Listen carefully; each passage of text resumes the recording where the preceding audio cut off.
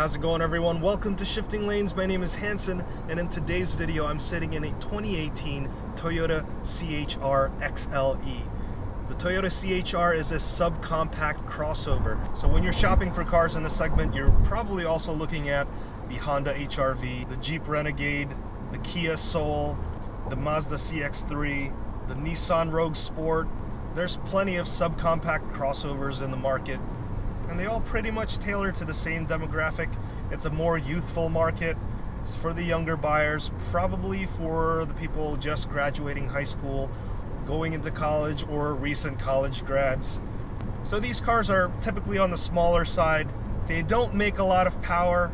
They're usually around the sub 150 horsepower range. They all seat somewhere around 4 comfortably, 5 people uncomfortably. This one as equipped is under $25,000. So if you think of the average price of a car, which is roughly around $33,000, these small subcompact crossovers are relatively cheaper. And they all have pretty good gas mileage, usually around high 20s in the city and low 30s in the highway. So given that standard, let's talk about the good, the bad, and the ugly of the Toyota C-HR XLE.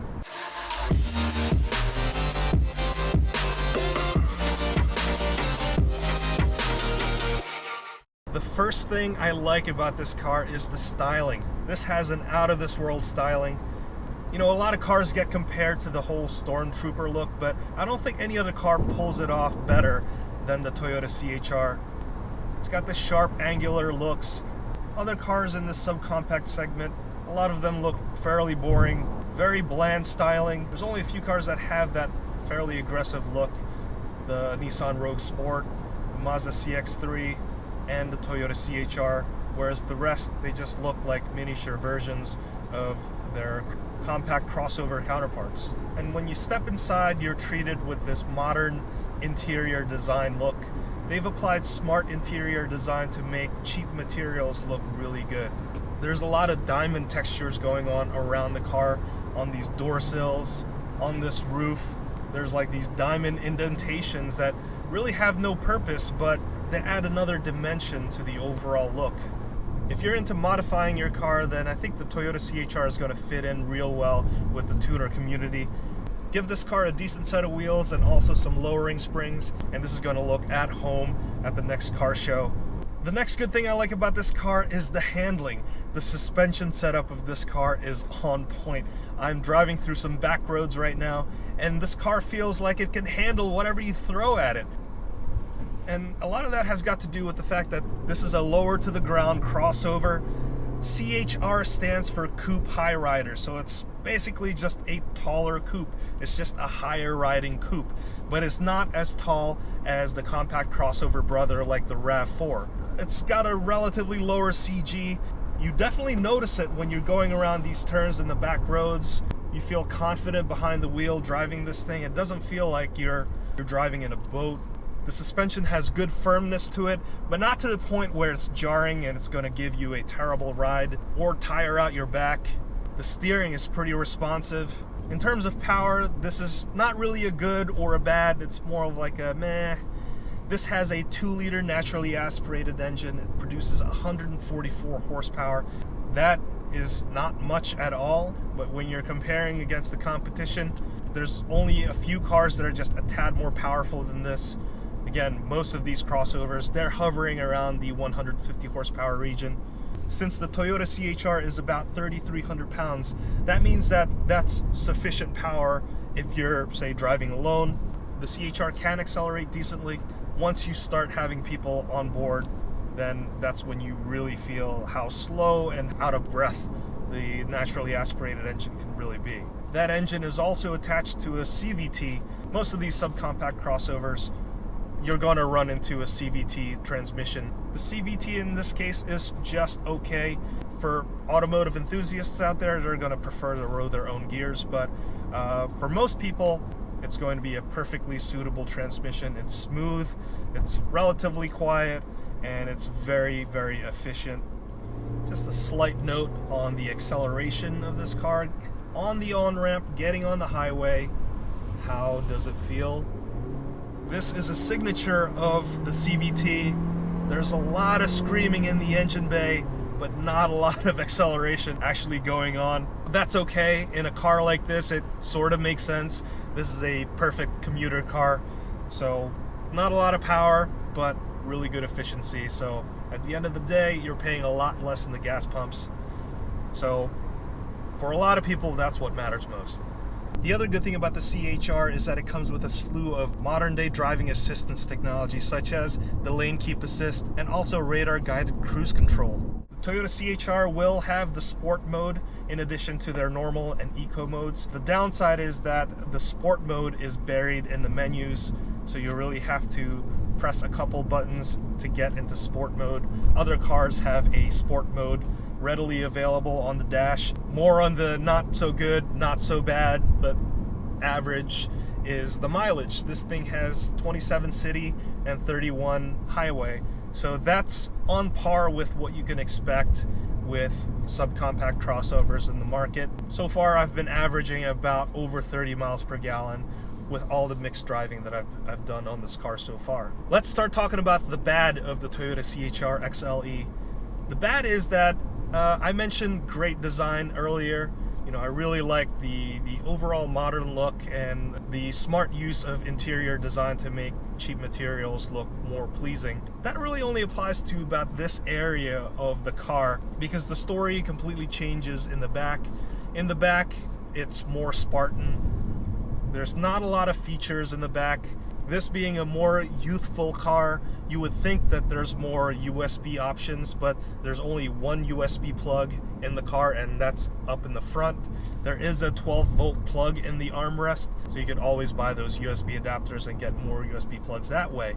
But in the back, there's no such convenience factors for your passengers. There's not even an HVAC vent back there, so there's also no armrest there. There are cup holders back there on the door, so at least they've got that going for them.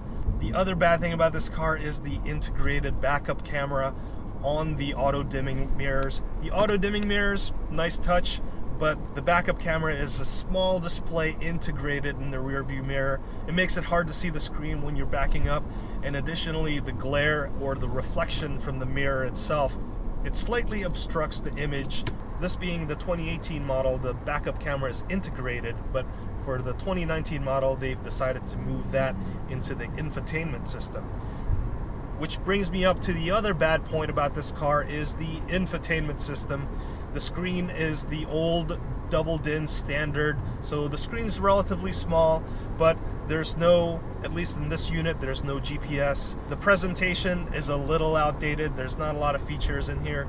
There's no Sirius XM radio, and the touchscreen is just subpar quality. It's not that capacitive touchscreen that you find with new smartphones. There's also no Apple CarPlay, so again, this being a car more for the younger audience, you'd think that they'd include a lot of those modern systems to make living with a smartphone easier when you're driving.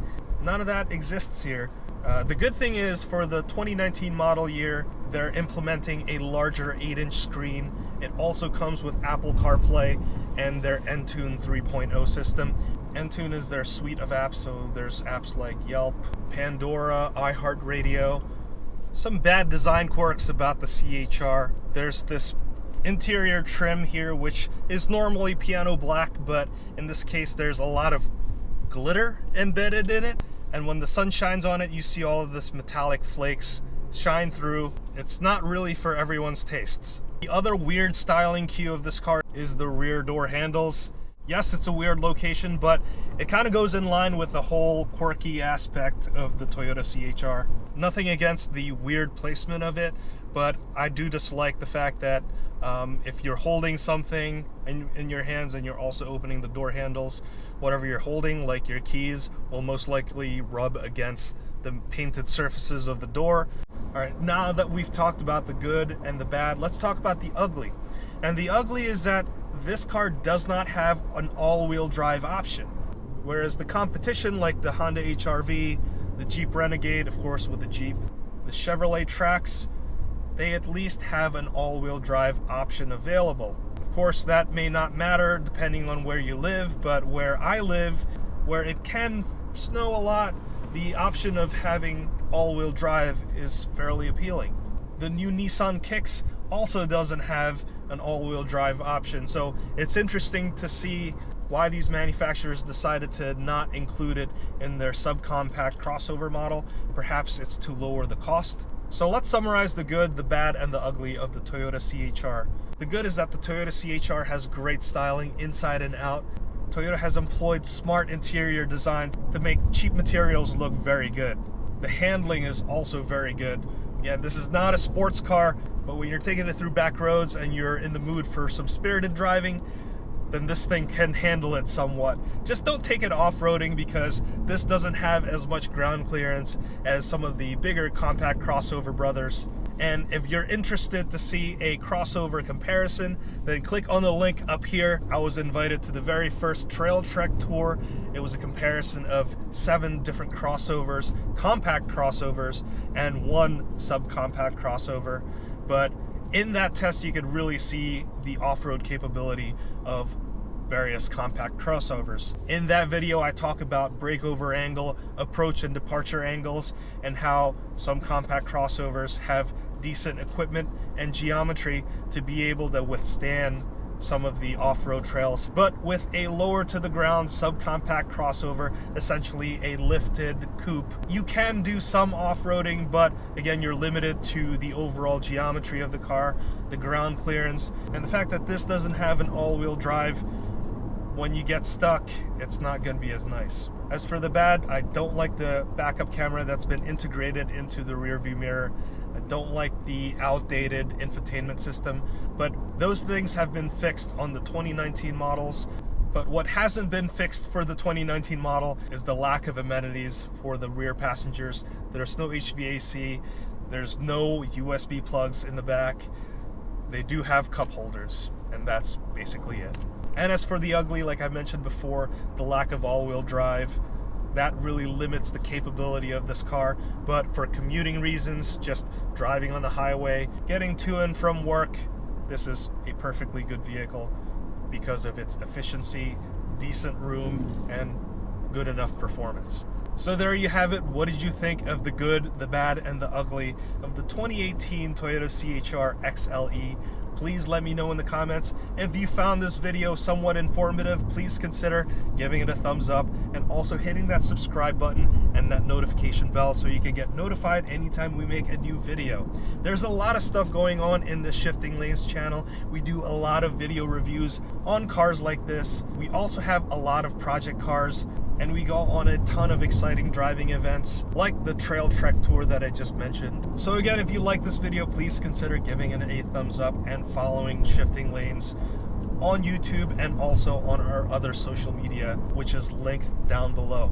With that said, I'm gonna wrap the video up right there. My name is Hanson, and thank you so much for tuning in.